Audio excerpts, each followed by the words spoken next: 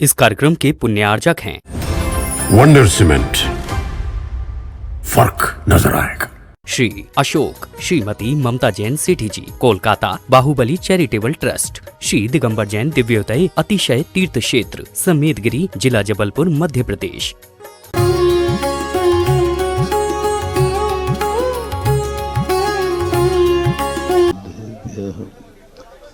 सर्वमंगल मांगल्यम सर्वकल्याणकारकम प्रधानम सर्वधर्माणां जैनम जयतु शासनम, जैनम जयतु शासनम। पंच परमेष्टि भगवान की जय हो। आचार्य श्री गुरुवर कुंद कुंद महाराज की जय हो। आचार्य श्री गुरुवर विद्यासागर महाराज की जय हो। बोलिए परम पूज्य जगत निर्यापक मुनि पुंगव श्री सुधासागर जी महाराज की, समस्त आचार्य संघ की, संस्कारोदय तीर्थ क्षेत्र की।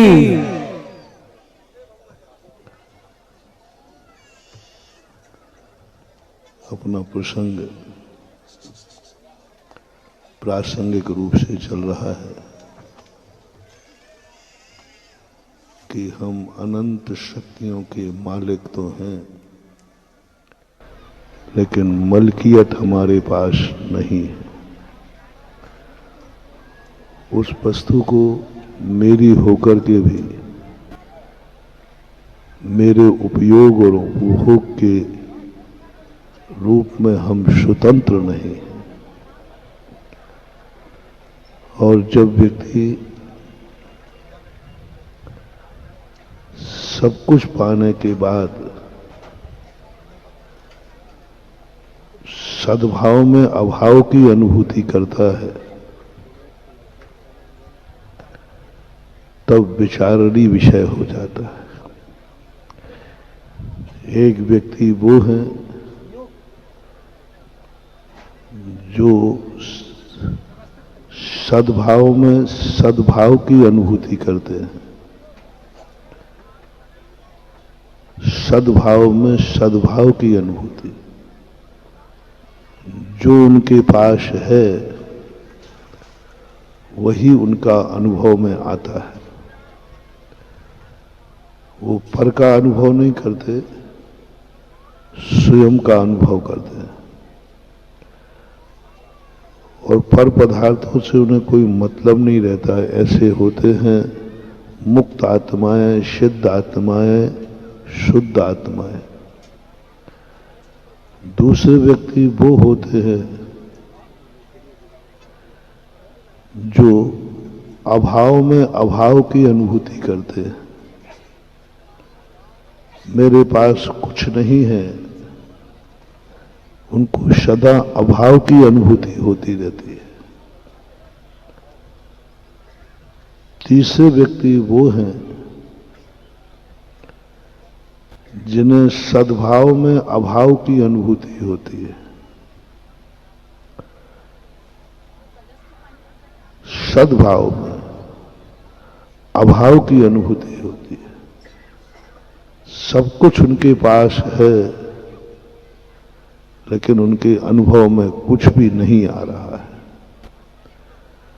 आंखें होते हुए भी नहीं दिख रहा है, कान होते ही सुनाई नहीं पड़ रहा है, मुख होते हुए भी बोलने में नहीं आ रहा है, पैर होकर के भी चल नहीं पा रहा है, धन होकर के भी धन का उपयोग नहीं कर पा रहा है, भोजन की थाली सामने है लेकिन खा नहीं पा रहा है, भारत देश उसे मिला है लेकिन वो आर्य का अनुभव, आर्य खंड मिलने के बाद आर्यत्व का अनुभव नहीं हो पा रहा है। जैन कुल में आने के बाद भी जैनत्व का अनुभव नहीं हो पा रहा है। भगवान को पाकर के भी भगवान की भक्ति का आनंद नहीं आ पा रहा है। गुरु पाकर के भी शिष्यत्व का अनुभव नहीं हो रहा है। सब कुछ है उसके पास, लेकिन सदा वह अभाव में जीता है। चौथे नंबर का व्यक्ति वह है जो अभाव में सद्भाव की जिंदगी जीता है। सब कुछ भी नहीं रखता अपने पास, फिर भी सद्भाव की जिंदगी जीता है। कुछ भी नहीं है उसके पास, फिर भी वह संसार का बहुत से बड़ा बादशाह बन के जीता है। पहले नंबर के संबंध में तो हमें कोई चर्चा करने की जरूरत नहीं है, क्योंकि वो शुद्ध आत्माएं हैं जो सद्भाव में सद्भाव का अनुभव करती हैं। जैसा द्रव्य है वैसे ही गुण है, वैसे ही पर्याय है, वैसे ही उनकी अनुभूति है। परनिरपेक्ष है वो, परम पारणामिक भाव में स्थित है वो। तीन लोक की प्रलय विभीषिका से वो परे हैं वो। और तीसरा व्यक्ति को कोई उपदेश देने से कोई मतलब नहीं है, क्योंकि वो अभाव में अभाव की अनुभूति कर रहा है। कुछ है ही नहीं तो इसलिए भिखारी है, तो भिखारी की अनुभूति कर रहा है। गरीब है, गरीबी की अनुभूति कर रहा है। बीमार है, बीमारी की अनुभूति कर रहा है। निगोदिया है, निगोदिया की अनुभूति कर रहा है। कीड़ा मकोड़ा है, कीड़े मकोड़े की अनुभूति कर रहा है। मनुष्य है, मनुष्य की अनुभूति कर रहा है। स्त्री है, स्त्री की अनुभूति कर रहा है। अभाव में जी रहा है और अभाव की अनुभूति कर रहा है। इन सब पर्यायों को होता हुआ भी उसे अनुभूति में नहीं आती। मैं आर्य हूं ये पता नहीं चलता, मैं मनुष्य हूं ये पता नहीं चलता। जैन होकर के भी जैनत्व का अनुभव नहीं आ रहा, उसको प्रतीति में नहीं आता।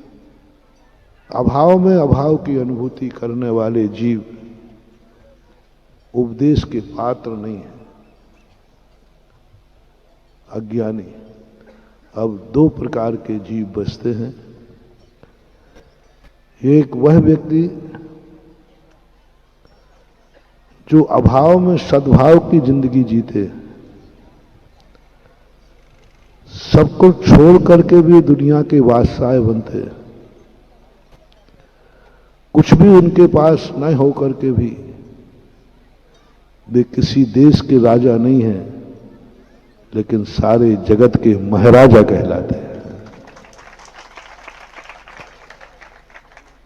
जो राजाओं से भी बड़े होते हैं, जिन्हें साधु बोलते हैं, साधक बोलते हैं। साधु की सबसे बड़ी पहचान है अभाव में सद्भाव की अनुभूति करना। सुख है नहीं, लेकिन सुख की अनुभूति करना। सुख नहीं है, लेकिन अनुभूति सुख की करते हैं। कुछ दिखता नहीं है, लेकिन अनुभव में आ रहा है मैं सारे जगत का दृष्टा हूं।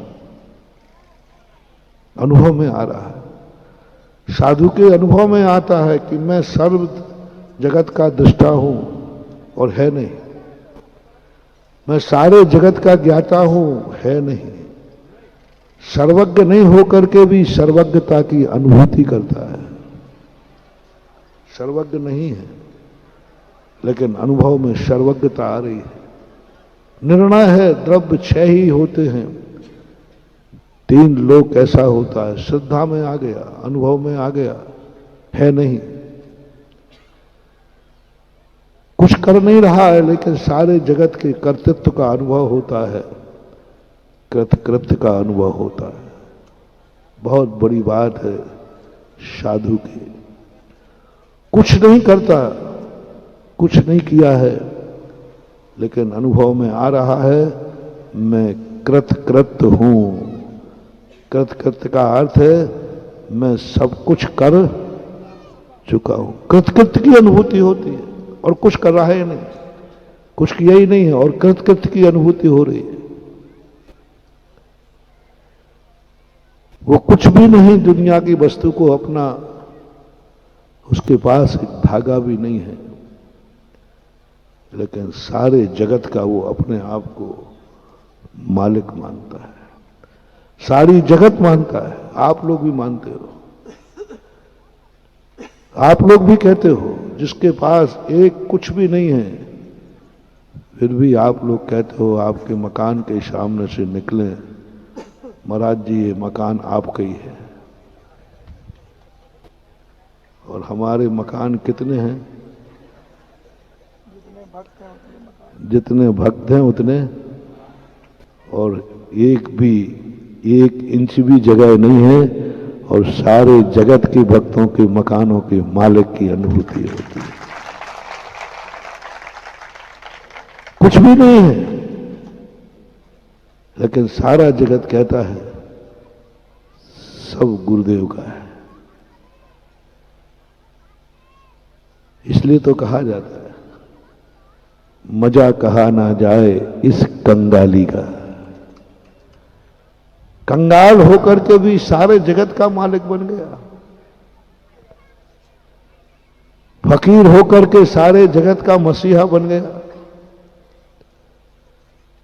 सब कुछ छोड़ करके भी सब कुछ पा गया। सबको छोड़ दिया उसने, लेकिन सारा जगत उसके पीछे चल रहा है। जिसने सारे जगत को छोड़ दिया, सारा जगत उसका है। अभाव में सद्भाव की अनुभूति, सारा जगत उसके पास नहीं है, छोड़ दिया, लेकिन सारा जगत उसके पीछे चल रहा है। जब तुम्हें अभाव की अनुभूति, अभाव में सद्भाव की अनुभूति हो जाए, समझ लेना तुम साधु बनने लायक हो, तुम साधना करने लायक हो, क्योंकि तुम्हें हर अभाव में सद्भाव की अनुभूति हो रही है। सुख है नहीं और तुम्हारे चेहरे पर सुख झलक रहा है। सुख है नहीं, किंचित मात्र भी सुख नहीं है, लेकिन चेहरे पर सुख की, आनंद की अनुभूति हो रही है। सो इंद्र नाग नरेंद्र वा अहमेंद्र के नाही कहो। कभी आपको अभाव में सद्भाव की अनुभूति हो जाए, साधक को साधना करना है। लोग पूछते हैं कि महाराज मैं व्रत कैसे लूं, मैं साधु कैसे बनूं, मैं कैसे साधना करूं, मेरा मन होता है, लेकिन शुरू कैसे करूं? कुछ नहीं मन दो, अभाव में सद्भाव की अनुभूति शुरू कर दो। जो जो तुम्हारे पास नहीं है उसका आनंद लो, जो जो तुम्हारे पास नहीं है उसका आनंद लो। उपवास के दिन ऐसा आनंद आवे जो खाने वालों को भी आनंद नहीं आए, वो उपवास करने में आवे। अभाव में सद्भाव की अनुभूति। भोजन किया नहीं और आनंद इतना आ रहा है, खाने वालों का आनंद भी फीका पड़ गया। अभ्यास करना चाहिए हर साधना करने वालों। जो साधु बनना चाहते हैं उनको लिए एक मोटिवेशन देना चाहता हूं। सबसे बड़ा मोटिवेशन है कि वे अभाव में सद्भाव की अनुभूति करें। संसार उनके पास कुछ भी नहीं है, सबको छोड़ दिया है, लेकिन उसके अनुभव में आना चाहिए सब कुछ मेरा है, कुछ भी मेरा नहीं है। इसलिए साधु हमेशा, कौन कहता है साधु ने सब कुछ छोड़ दिया? सबको छोड़ दिया। सबको इसलिए छोड़ा, उसे अभाव में सद्भाव की अनुभूति करना थी। मेरा इस जगत में कोई मित्र नहीं है, मेरा इस जगत में कोई मित्र नहीं है, ये घोषणा की दीक्षा के समय। और जब सामायिक से उठा तो कह रहा मुझे आनंद आ रहा है, सत्वेषु मैत्रिम, सारा जगत मेरा मित्र है। और मित्रों का त्याग कर चुका है, परिवार का त्याग कर दिया है। जब अंदर चेतना में देखा तो आनंद आ रहा है। वसुदेव कुटुंबकम, सारे कुटुंब का त्यागी है, कोई परिवार का व्यक्ति नहीं है। और अनुभव में आ रहा है वसुदेव कुटुंबकम, तुम्हारा कुटुंब छोटा होता है। साधु के कोई कुटुंब नहीं है, लेकिन जब वो अनुभव में लेता है तो वसुदेव कुटुंबकम, सारी पृथ्वी उसका कुटुंब बन जाती है। कुटुंब नहीं है और कुटुंब का अनुभव, मित्र नहीं है मित्र का अनुभव, सुख नहीं है सुख का अनुभव, धन नहीं है धनी का अनुभव, आंख नहीं है नेत्र का अनुभव, कुछ भी नहीं दिखता और सारे देखने का। पश्यन् अपि न पश्यति, लगता है ऐसा देखता हुआ भी नहीं देख रहा है, और अंदर से देखो तो वो सारे जगत को देख रहा है। एक वो कला आ जाती है। जैसे एक पत्थर खाया, किसी से पूछा ये क्या है? सब पत्थर है। अभाव में सद्भाव की अनुभूति। शिल्पी ने कहा हमें इसमें मूर्ति की अनुभूति हो रही है। मूर्ति की अनुभूति हो रही है और वहां मूर्ति है नहीं। मिट्टी को उठाया, कुम्हार को घड़े की अनुभूति हो रही है, उसको घड़ा दिख रहा है और घड़ा है नहीं। अभाव में देख रहे हो यहां पर क्या दिख रहा है? एक खेत।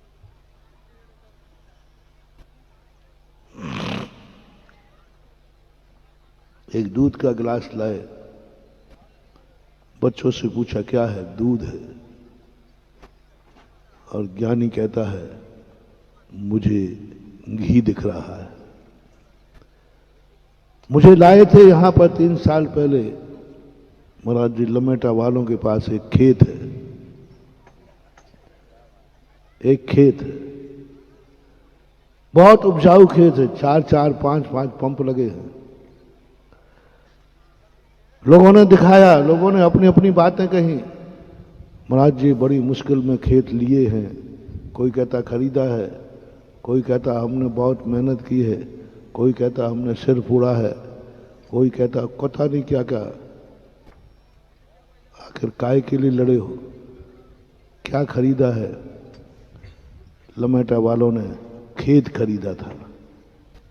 लमेटा वालों के पास खेत है और वो खेत ही खरीद सकते, खेत ही खरीदा था,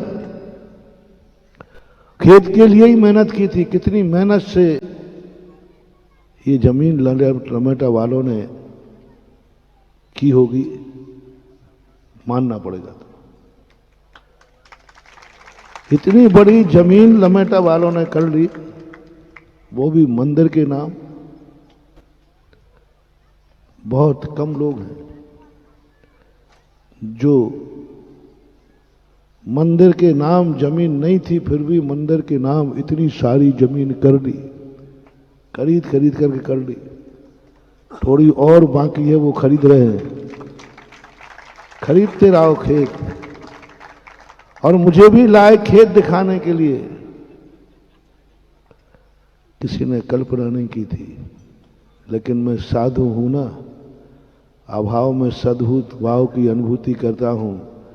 इसी खेत में हमें तीर्थ की अनुभूति हुई, माटी में भगवान की अनुभूति हुई। तुमने खरीदी थी, तुमने बेची थी इसलिए कि इसमें कितनी फसल होती है, तुमने खरीदी थी कि इसमें कितनी फसल होगी, लेकिन साधु की दृष्टि पड़ी तो जो यहां पहले भी नहीं था, बेचने वाले के पास भी भाव नहीं था कि मैं तीर्थ बेच रहा हूं, खरीदने वाले के पास भी भाव नहीं था कि मैं तीर्थ, लेकिन साधु की दृष्टि पड़ी तो अभाव में सद्भाव की अनुभूति हुई। उन्होंने कहा ये तीर्थ दिख रहा है। यही तो स्थिति बनती है, यही तो क्या है। दुनिया को नहीं दिखता है, इस शरीर के अंदर हाड़ मांस का पिंजड़ा दिखता है, लेकिन इस शरीर में साधक को भगवान आत्मा दिखता है। अभाव में सद्भाव की अनुभूति, जब जब हमें अभाव में सद्भाव की अनुभूति होगी, आज भगवान हमारे बीच में नहीं है,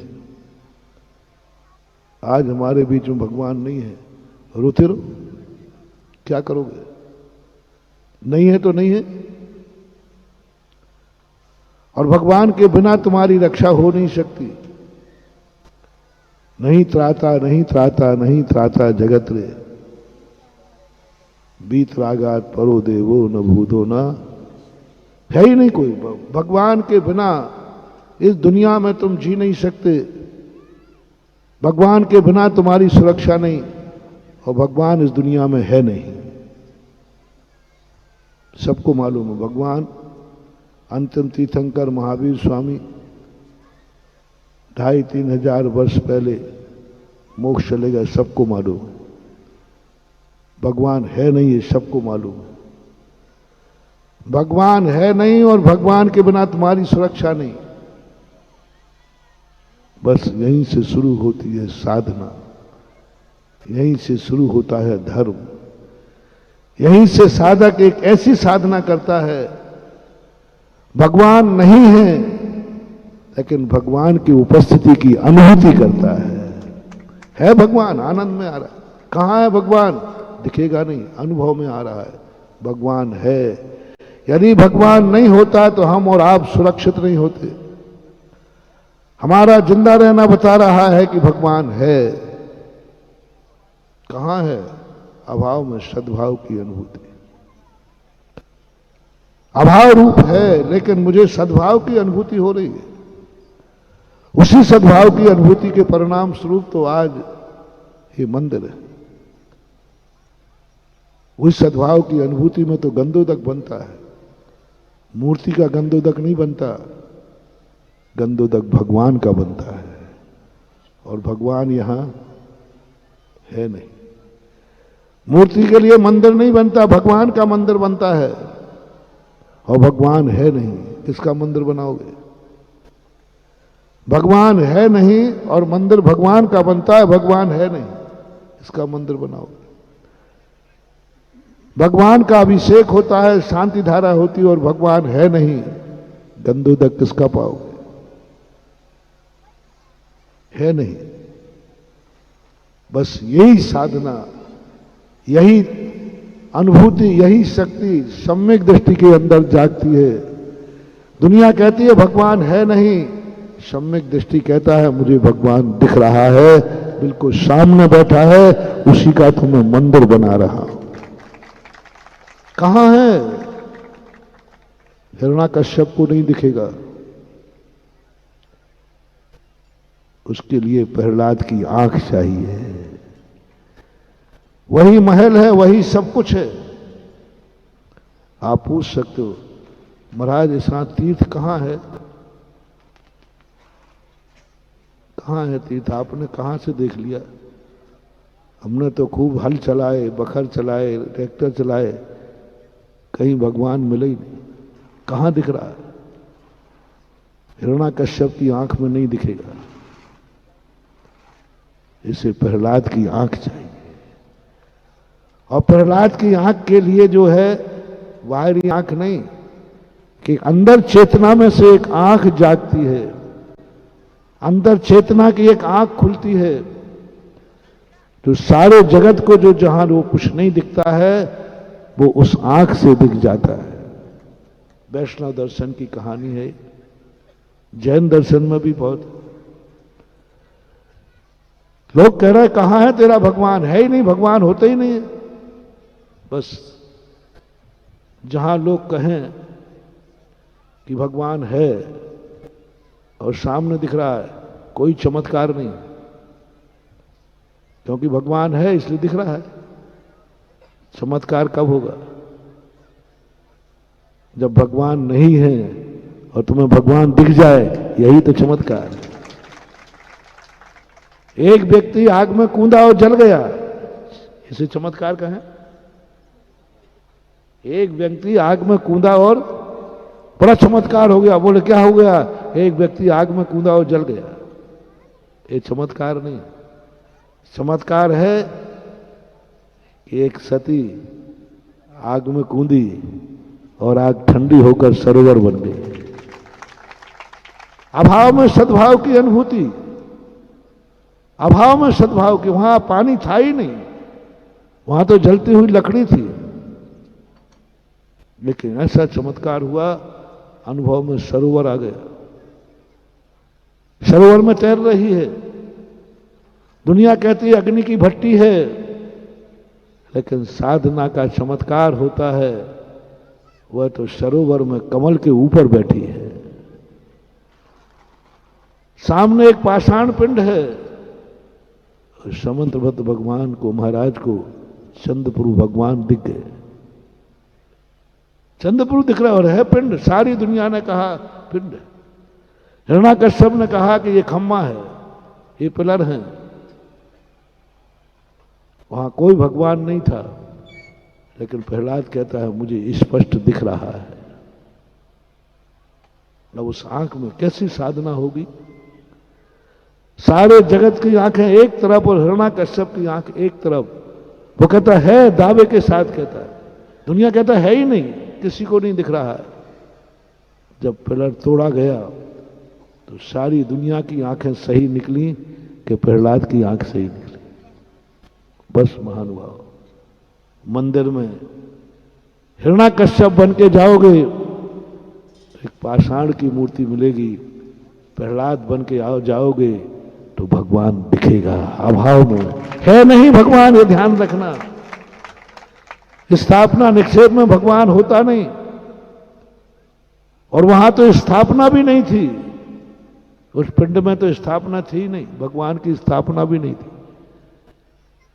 इससे भी एक और कला होती है। यहां तो स्थापना पंचकल्याण से हमने भगवान को स्थापित किया, लेकिन और बड़ा चमत्कार होता है, और बड़ी शक्ति होती है, जो स्थापना निक्षेप के बिना भी भगवान देख लेता है।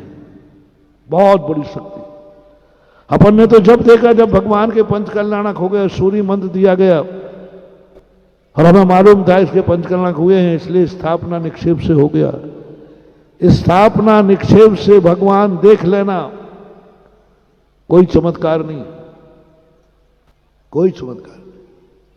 है चमत्कार, लेकिन कोई बड़ा चमत्कार नहीं, क्योंकि पंचकर्म के बाद सबको भगवान दिखते हैं, सब भगवान जानते हैं, बहुत श्रद्धा से मानते हैं। लेकिन एक चमत्कार, एक साधना, एक अतिशय, स्थापना निक्षेप भी नहीं है, बल्कि विपरीत स्थापना है।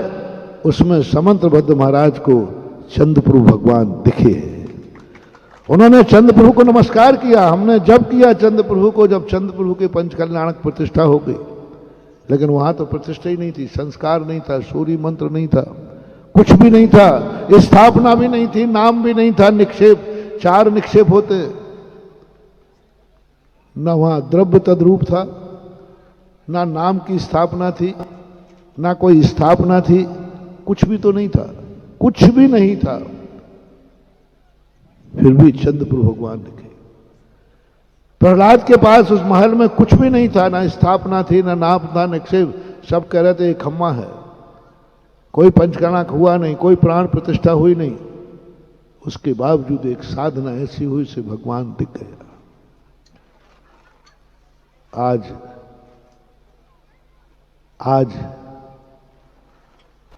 का समय महत्वपूर्ण नहीं है। आज का दिन, आज के बाद का दिन सबको इस भूमि पर तीर छेद दिखेगा। हर व्यक्ति की आंख उठेगी, वहां कहेगा यह है संस्कारोदय तीर्थ। हर व्यक्ति कहेगा, क्योंकि सारी दुनिया में प्रचार हो गया है। अभी भी सभी लोग कहे महाराज जी कहां हैं, सबको मालूम संस्कारोदय तीर्थ लमेटा में, क्योंकि सबको मालूम, सब चल गया। और जो कुछ रह गया था आज पता चल जाएगा। चल गया था उस दिन जिस दिन शिखर जी की माटी रखी थी, चल गया जिस दिन आज शिला रख रहा हूं मंदिर की। सबसे बड़ा चमत्कार तो उस दिन था जिस दिन सारा जगत कहता था ये माटी का खेत है, लेकिन अंदर की आंख कह रही थी नहीं, ये तीर्थ क्षेत्र है। मैं आज के दिन उस दिन को याद कर रहा हूं। आज मैं कोई अपने आप को महत्वपूर्ण नहीं मान रहा हूं। मैं उस दिन याद कर रहा हूं जब सारा जगत, आज तो ठीक है, आज तो अपन ने बहुत कुछ कर लिया, अब तो तीर्थ की स्थापना हो रही है, हो गई है, लेकिन जब खेत था और उसमें तीर्थ की अनुभूति, उस दिन भी मैंने यहां से माटी उठाई थी, उस दिन भी मैंने यहां माटी का अनुभव किया था। उस दिन जब सारी दुनिया की दृष्टि में माटी थी, खेत था, उस समय उस माटी में तीर्थ की गंध आई थी। उस माटी में वास्तु में लिखा हुआ है कि माटी को देखकर अंदाज लगाओ कि इस माटी में मंदिर बनेगा, इस माटी में राजा का महल बनेगा, इस माटी में व्यापार की दुकान बनेगी, फैक्ट्री बनेगी, इस माटी में ब्राह्मण रहेगा, इस माटी में क्षत्रिय रहेगा, इस माटी में शूद्र रहेगा, इस माटी में पशु रहेगा, इस माटी में सांप रहेगा, इस माटी में बिच्छू रहेगा, इस माटी में देवता बसेंगे। सब कुछ माटी के अंदर है। बहुत बड़ा साइंस है महानुभाव, बहुत बड़ा साइंस। माटी के अंदर, माटी में लिखा है, वो कहते हैं ना दाने दाने में लिखा है, इसी प्रकार हर माटी के एक एक कण में लिखा है कि ये कण किसके लायक है। एक एक कण में लिखा है। एक बालू का एक कण उठा लीजिए, उस कण के अंदर लिखा हुआ है ये बालू किस काम की है, ये मिट्टी का किस काम का है। बस एक साधना चाहिए, एक अंदर की जागरूक चाहिए। तुम सब नहीं पकड़ पाओगे। जैसे वैद्य होता ना, वैद्य यहां नाड़ी में क्या पकड़ता है, तुम लोग सब अपनी अपनी नाड़ियां देखना, कौन सी नाड़ी चल रही, बोले महाराज जी फड़क रही है। बस तुम्हें क्या दिखेगा, महाराज फड़क रहा है। और वैद्य देखेगा तो क्या कहेगा, कब की नाड़ी है, बात की नाड़ी है, पीती। अपन देख रहे हैं मात नाड़ी फड़क रही है और वैद्य कह रहा है कि नाड़ी में फलानी बीमारी पनप रही है। ऐसा ही सामान दिखता है। उस कण में बहुत बड़ा वास्तु का भी हमने अध्ययन किया, मैं बहुत प्रभावित हुआ, बहुत प्रभावित। दो चीजों से बड़े महत्वपूर्ण है बंधु, बस ज्ञान चाहिए। हमारी जिंदगी की पूरी की बही खाता हमारे शरीर में हजारों स्थानों पर लिखा है। इन बालों के अंदर लिखा है। सही ज्योतिषी है, बाल देख के बता देगा इसकी जिंदगी कैसी है। बालों के छिद्र को बता देगा। नाखून पे तुम्हारी जिंदगी लिखी है, आंख की बरौनी पे तुम्हारी जिंदगी लिखी है, आंख की गटैना पर तुम्हारी जिंदगी निकली है, नाक पर जिंदगी लिखी है, दांत पर जिंदगी लिखी है, ओंठ पर जिंदगी लिखी है, कान के ऊपरी भाग पर लिखी है, कान के बौड़ी भाग पर लिखी है, दाढ़ी में तुम्हारी जिंदगी लिखी है, शेप में तुम्हारी जिंदगी लिखी है, गर्दन में जिंदगी लिखी है, छाती में जिंदगी लिखी है, पेट पे जिंदगी लिखी है, पीठ पे जिंदगी लिखी है, कमर पर जिंदगी लिखी है, जंघा पे जिंदगी लिखी है, घुटनों पर जिंदगी लिखी है, पैरों पर जिंदगी लिखी है, उंगली पर जिंदगी लिखी है, और क्या मैं नाम नहीं आ रहा है, और कहाँ कहाँ का, जिह्वा पर जिंदगी लिखी है, पूरी जिंदगी लिखी है। एक जगह की मिटा दो तो कोई मिटने से नहीं होता। ज्योतिष के अनुसार पूरा सब कुछ लिखा है। एक चीज गई, ज्ञानी होगा, एक तुम्हारी एक दशा को, एक उंगली को इतनी सी देखेगा, पूरी जिंदगी बखार देगा। पढ़ने की हिम्मत चाहिए। इसी प्रकार वास्तु कहता है हर चीज पर जिंदगी लिखी है, ये माटी किसके योग्य है, पढ़ने वाला चाहिए। माटी को बताया कौन मकान बनाए यहां पर, कौन व्यक्ति सुखी रहेगा यहां पर। उन्होंने देखा कि जिस किसी माटी पर यदि कोई बना लेगा वो जिंदगी भर दुखी रहेगा। महल के स्थान पर तीर्थ बन जाए और तीर्थ के स्थान पर महल बन जाए, दोनों बिगड़ जाएंगे, दोनों बिगड़ जाएंगे। हर चीज का उन्होंने बहुत विस्तार से वर्णन किया है इस बात। माटी को माटी से किया है और कुछ नहीं। माटी को देख करके पता करो ये माटी पे कौन बस सकता है, इस पर क्या पनप सकता है, किसके लिए सुखदाई हो सकती है। मंदिर की माटी लिखी हुई। और वो पहला दिन 3 साल दिन पहले, पता नहीं तुम काय के लिए लाए थे, क्यों लाए थे, लेकिन मैंने जब यहां माटी उठा करके ध्यान किया था, उसी दिन मैंने कहा था ये भूमि में एक महातीर्थ क्षेत्र बनेगा। और आप मुझे वहां से ले जा रहे थे, मैं यहां से गया था, शायद यहीं से गए थे पीछे से। इसी प्रकार से अपनी आत्मा के अंदर वो भगवान आत्मा सम्यक दृष्टि को क्या होता है, भगवान देख लेते हैं। सबको दिख रहा है कि ये पापी है, ये संसारी है, ये रागी द्वेषी है, लेकिन एक ज्ञान चेतना जागती है कि नहीं, ये तो भगवान आत्मा है,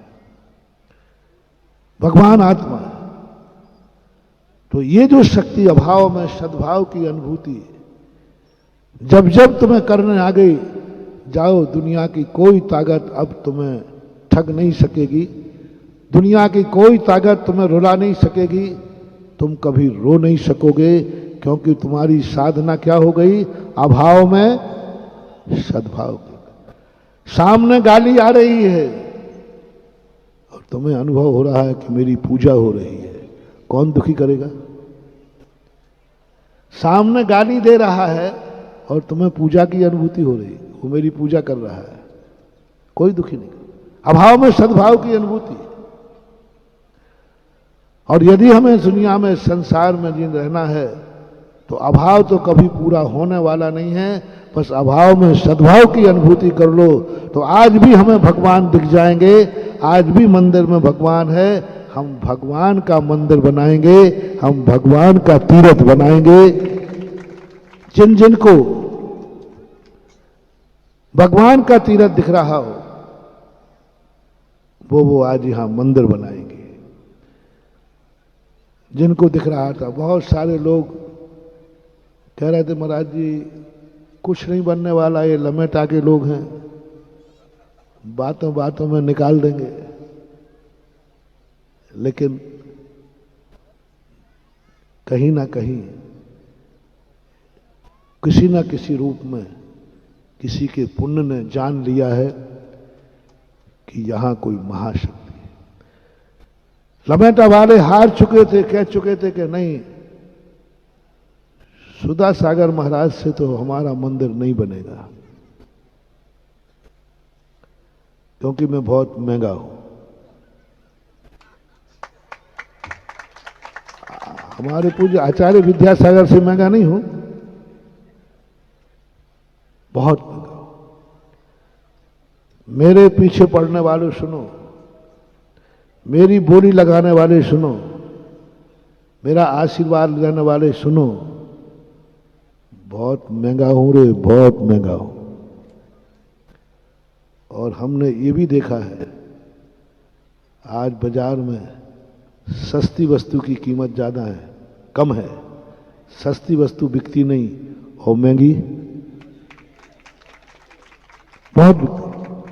पहले अभिषेक बहुत सस्ते में होता था, फोकट में आके करो, कोई मनाने से नहीं करता है। इस शेपुरा भटोनी में कितने लोग अभिषेक करते, 2-4 इसमें, 2-4 इसमें, 2-4 इसमें। सब मंदिरों के यही हाल थे। मैंने कि भाई मंदिर में भगवान के अभिषेक के लिए मनाना पड़ रहा है। लोगों को कहना पड़ता था, लोग कई गांव में जाओ तो कहते महाराज जी थोड़ा इन छोकरों को उपदेश दो कि मंदिरों में अभिषेक करने, नहीं तो कोई अभिषेक। और मैंने कहा अभिषेक सस्ता कर दिया इनने। और मैंने जैसे ही अभिषेक का महंगा किया, इतना महंगा किया, इतना महंगा किया कि लोग आज लाइन लगा के मंदिरों में अभिषेक कर रहे हैं। वस्तु के मूल्य से वस्तु का महत्व पता चल जाता है। यदि ये कोई लाइब्रेरी की पुस्तक मैं देता हूं, एक एजेंडा, एक प्रॉस्पेक्टस देता हूं, उसमें सब किताबें, एक किताब 2 पैसा की, एक किताब 2 रुपया की, एक 200 रुपया की, और एक किताब के नीचे लिखा था मूल 10,000 रुपया। झूठ मत बोलना, अभी तुम्हें कुछ भी मालूम नहीं है। तुम्हें कुछ भी मालूम नहीं हो, पूरा देख रहा है, एक किताब 2 रुपए की, एक किताब 100 रुपए की, ये 50 रुपए की, सब पढ़ते पढ़े एक किताब लिखा था 10,000 की रुपए की। सही बोलना, लाइब्रेरी में सबसे पहले आप कौन सी किताब की तरफ जाओगे? आप क्या जानते, उस किताब का नाम भी पहली बार ही सुना आपने। उस किताब में आपको कुछ भी मालूम नहीं है कि क्या है, लेकिन जैसे ही आपने देखा 10,000, आप सबसे पहले उसी किताब को निकाल के देखोगे। ये दुनिया का रिवाज है। आज अर्थ के युग में मूल्य से पता चलता है कि ये वस्तु का मूल्य क्या है। जब मैंने आपकी ये आदत देखी तो मैंने भी अभिषेक का मूल्य रख दिया। लमेटा में जब आए मैं यहाँ, बहुरी बंद में भी यही हुआ। महाराज जी देखो, ये लमेटा है, गरीब लोग हैं, बाहर के लोग नहीं हैं, यहाँ शांति धारा सस्ती करा दो। बहुरी बंद में भी कहा, हर गरीब हमारे सामने गिड़गिड़ाता है। और हम जानते हैं जितने ये गरीब हैं ये गुदड़ी के लाल हैं। मैंने कहा भैया मैं शांत, मैं तो सस्ता होने वाला नहीं हूं। तो महाराज जी फिर अभिषेक शांति धारा होगी, मैंने नहीं होने दो। बहुरी बंद में सबसे ज्यादा गरीब लोग मान रहे थे, एक एक दिन में 10-10 शांति धारा हुई। लमेटा में कह रहे थे महाराज शांति धारा नहीं होगी, यहां 11 ही का मिल जाए तो बहुत है। जिस दिन से आए उस दिन से 2-2 हो रही है, क्योंकि हर व्यक्ति सुन रहा है मूल्य है इसका अर्थ दम है। मूल्य है इसका अर्थ दम है, और मूल्य उसका बन जाता है, और वस्तुता है। तो जब व्यक्ति के मन में ये भाव जाग जाता है, परिणाम जाग जाता है। तो मेरे लमेटा वाले तो स्पष्ट 3-4 बार मेरे पास आए। अंत में तो फैसला हो गया, भैया बार बार महाराज के पास क्यों जाते हो? महाराज की सुनो, महाराज की डांट खाओ और चुपचाप लौट के वापस आ जाओ। इस बार तो यही फैसला हो चुका था। सब बैठ करके निर्णय कर लिया था, हम महाराज के पास जाना ही नहीं है। क्योंकि हम पूछते थे पहले मूल मंदिर का दातार लाओ, मंदिर बनाना कि तीर्थ बनाना। इनका भाव था कि एक कमरा बना ले में और ठाकुर जी बैठा ले में और अगरबत्ती चालू।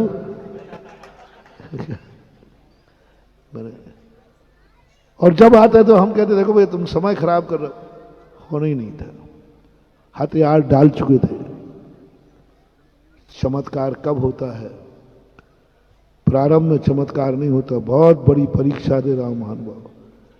जितने महान आत्माओं पर चमत्कार हुए शुरू में नहीं हुए, जब संकट की चरम सीमा हो गई, जब संकट चरम सीमा पर है, अब बच नहीं सकता है, समझ लेना उसी समय चमत्कार होने वाला है।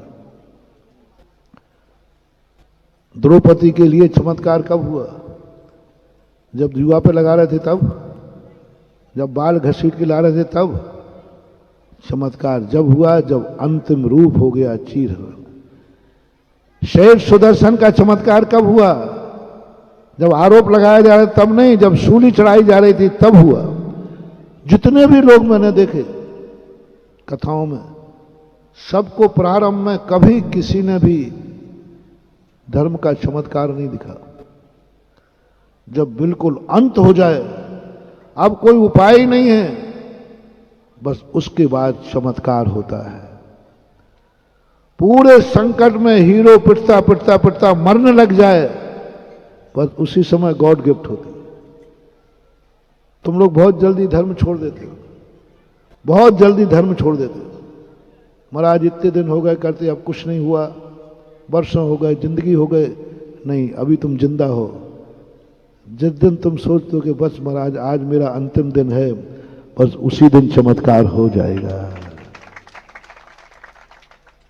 और ये मैंने कथाओं में पढ़ा, जितना भी हुआ सबके अंत में जाकर धर्म रक्षा की। और यही घटना मैं इस चीज क्षेत्र पर देख रहा हूं ये तीर से 3 साल से तुम्हें तड़पा रहा है, 3 साल से मेरी डांट सुना रहा है, फिर भी तुम चले आते थे। मालूम तुम्हारा क्या भाव था, इसलिए आते थे। मैं सोचता भाई तुम लोगों की जब शक्ति नहीं है तो आते क्यों हो। तो मैं समझता हूं आजकल तुम लोगों के अंदर शायद कोई आपका कोई दूसरे गांव का भगत सेठ आके लमेटा का मंदिर बना जाए।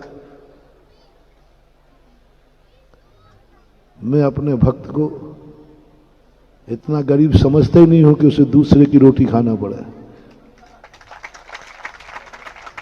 और तीर्थ ने कहा कि बस अब फैसला हो चुका है। और एक व्यक्ति ने कहा था,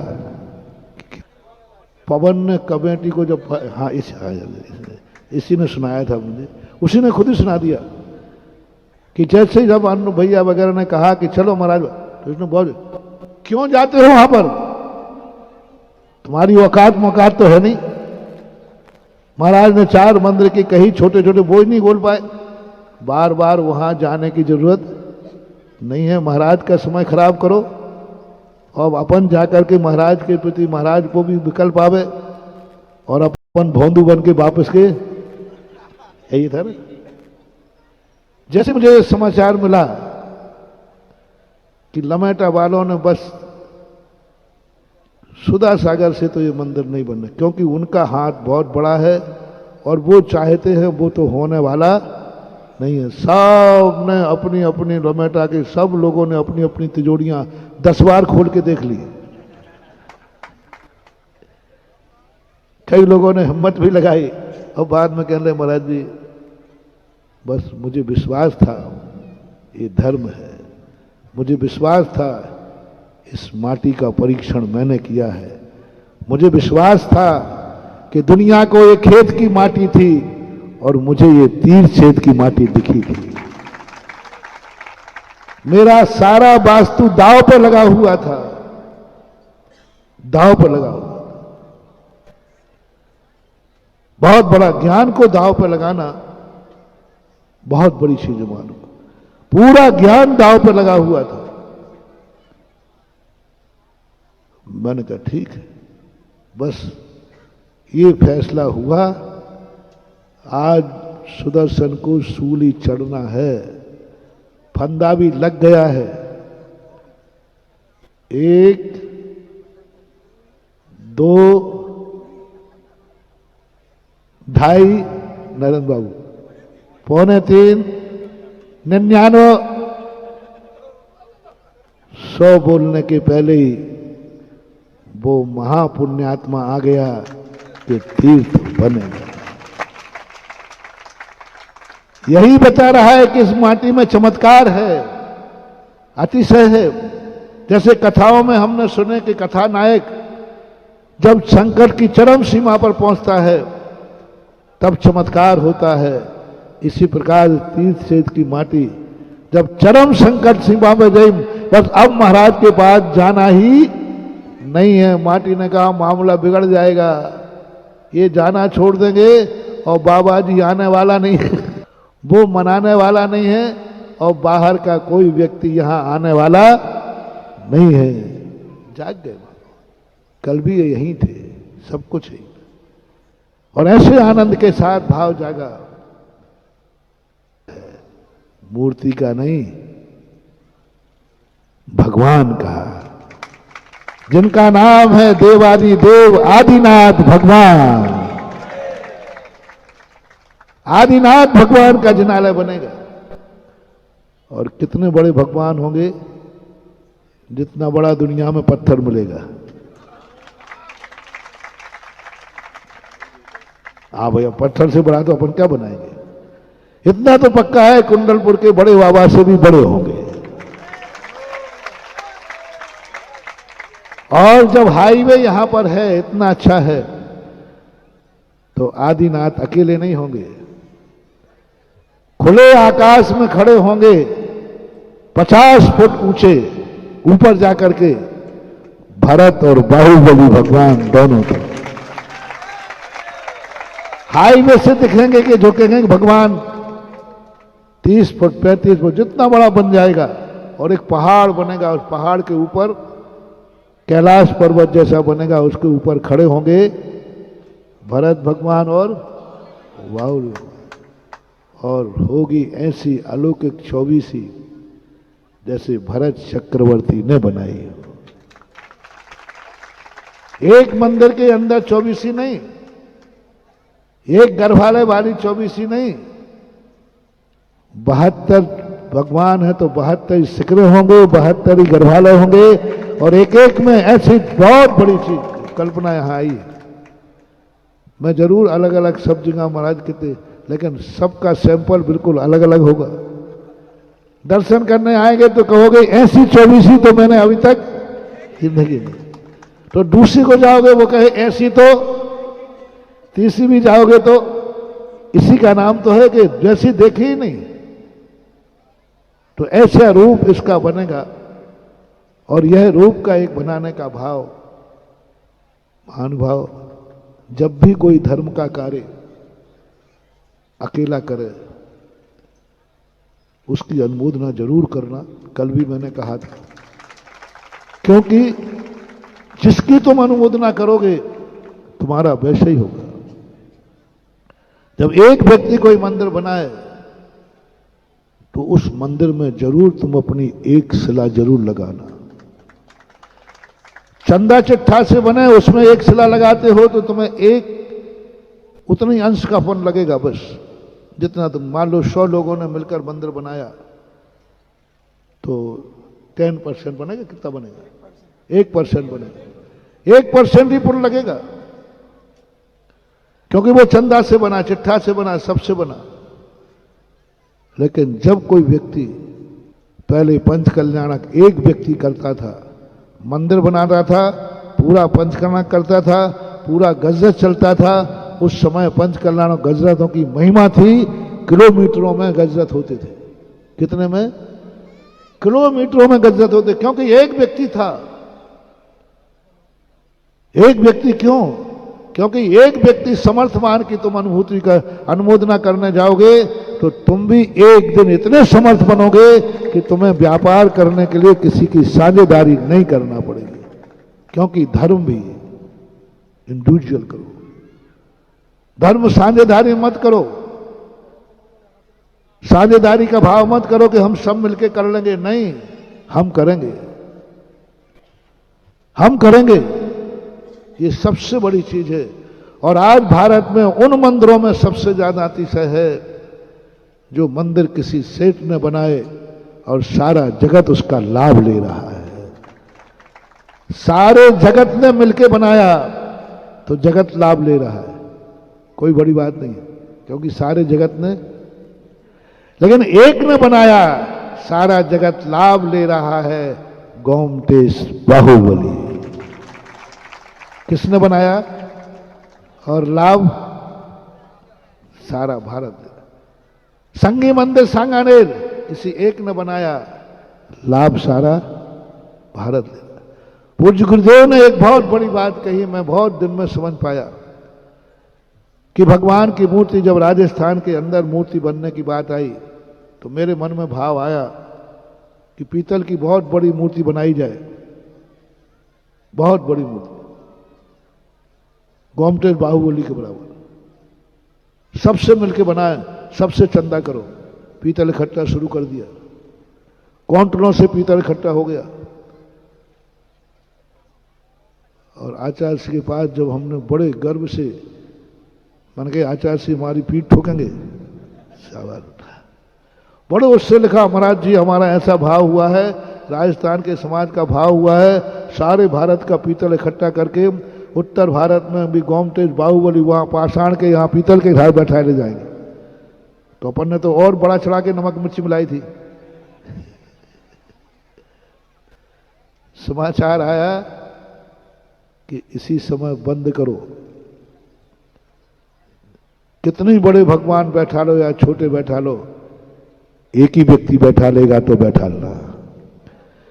एक व्यक्ति, एक परिवार जितनी बड़ी मूर्ति बैठाल सकता है उतनी बड़ी बैठालना, सबका चंदा इकट्ठा करके मूर्ति बैठालना, ये अतिशयकारी नहीं होता, क्योंकि आचार्य से एक बार इसके संबंध में बहुत ठोकर खा चुके थे, उनका अनुभव था। उन्होंने कहा नहीं, बड़ी मूर्ति से छोटी मूर्ति से कोई फर्क नहीं पड़ता है, मूर्ति अतिशयकारी होना चाहिए, इसका फर्क पड़ता है। बड़ी हो या छोटे कोई फर्क नहीं पड़ता।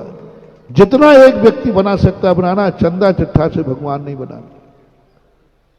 गुरु आज्ञा थी, मान लिया, लेकिन दिमाग घूमता रहा कि आखिर क्यों। जब मैंने वास्तु पढ़ा, शास्त्र पढ़े, तब मुझे समझ में आया, ओहो, एक व्यक्ति ने गोमटेज बाहुबली का अतिशय मात्र इसलिए है, एक व्यक्ति ने बनाया। और कैसे बनाया? गिन गिन के नहीं, पत्थर के बदले में सोना लुटाया है। आज गोमटेज बाहुबली की जैसी मूर्ति कोई दूसरा बना नहीं सकता। नकल खूब की जा रही है, दक्षिण में भी खूब नकल की गई, लेकिन गोमटेज बाहुबली तो एक ही है, अद्वितीय है। क्यों? वो एक व्यक्ति ने बनाया सारा दिन। इससे धर्म जब एक व्यक्ति करता है, एक परिवार करता है, उन मंदिरों में अतिशय टपकता है। उन मंदिरों के अतिशय देखे हमने, चांदखेड़ी के, सांगी मंदिर सांगानेर के, श्री महावीर जी के, देखो आज ये चरम सीमा पर है।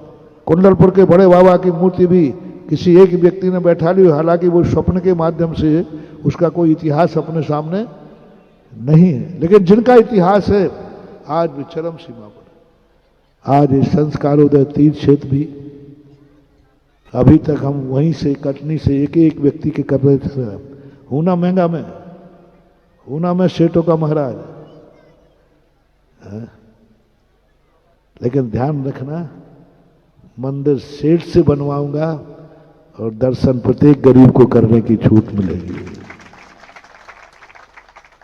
और एक एक मंदिर यहां बन करके, और जब इसमें, इसलिए मैं जो कह रहा था, जब कोई एक व्यक्ति कोई धर्म करे, जब कोई व्यक्ति एक विधान करे, जब कोई एक व्यक्ति गजरत करे, जब कोई एक व्यक्ति मंदिर बनाए, जब कोई एक व्यक्ति रथ भेंट करे मंदिर में, जब एक व्यक्ति कोई पालकी भेंट करे, उसमें जरूर अपनी अनुमोदना करना महानुभाव।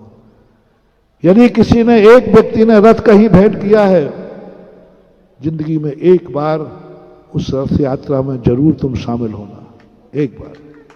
चंदा चिट्ठे वाले की नहीं कह रहा हूं। एक ही व्यक्ति ने कहा कि रथ जितने का बनेगा मैं बनाऊंगा, उस रथ यात्रा जरूर, अपने उस रथ की यात्रा जरूर एक बार अपने नगर में निकालना, और उस रथ यात्रा में जरूर एक बार शामिल होकर हाथ लगाना।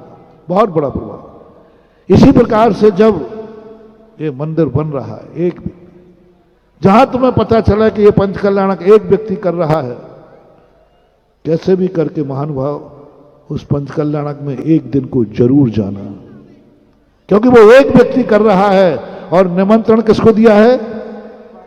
सारे जगत को निमंत्रण है, और स्वयं का पंचकल्याणक है, वहां जरूर अतिथि बन के जाना। वो पंचायती पंचकल्याणक एक व्यक्ति कर रहा है।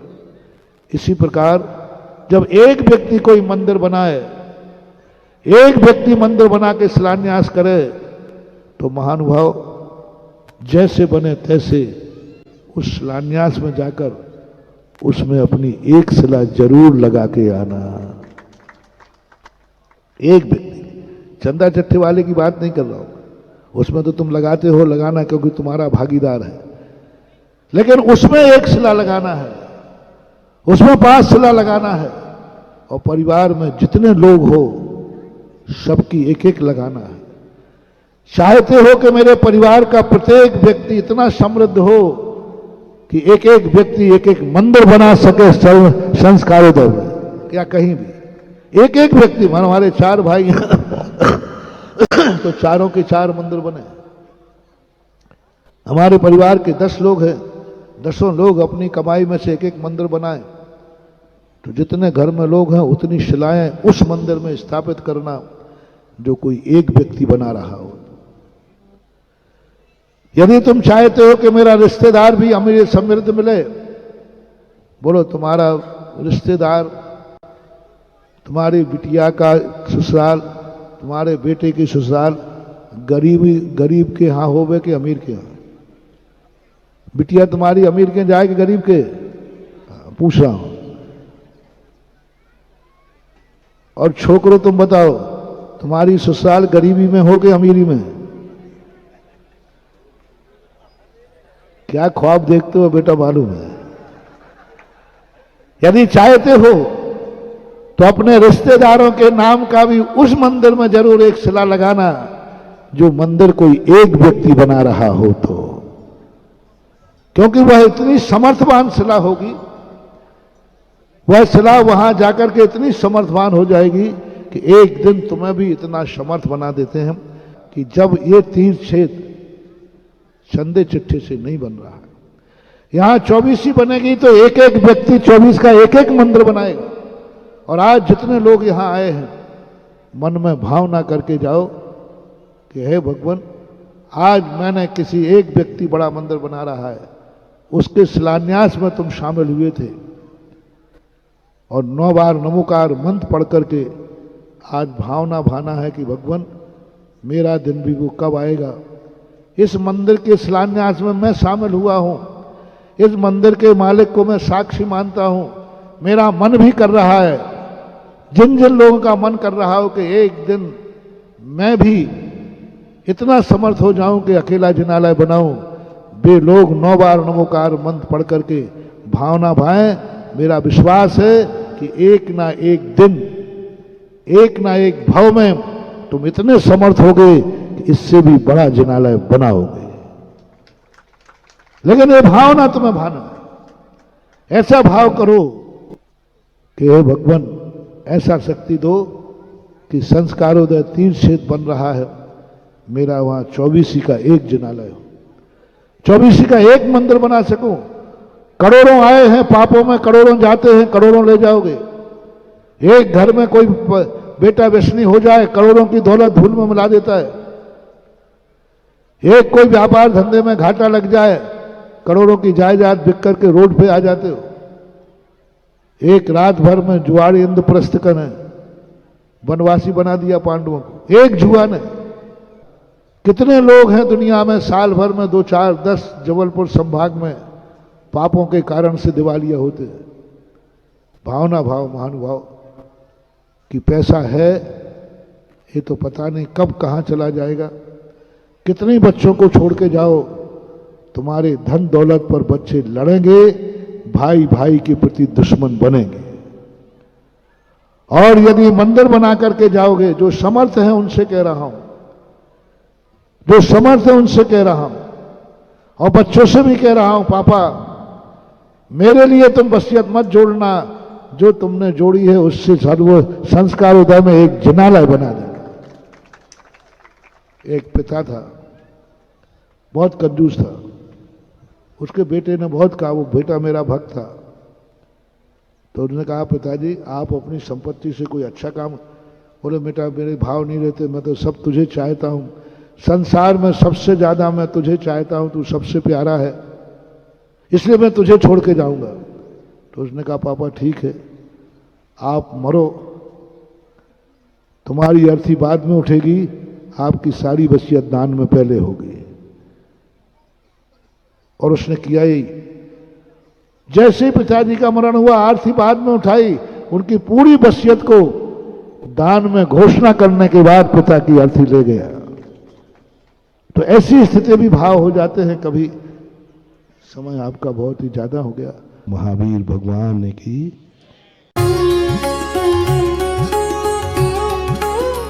इस कार्यक्रम के पुण्यार्जक थे वंडर सीमेंट, फर्क नजर आएगा।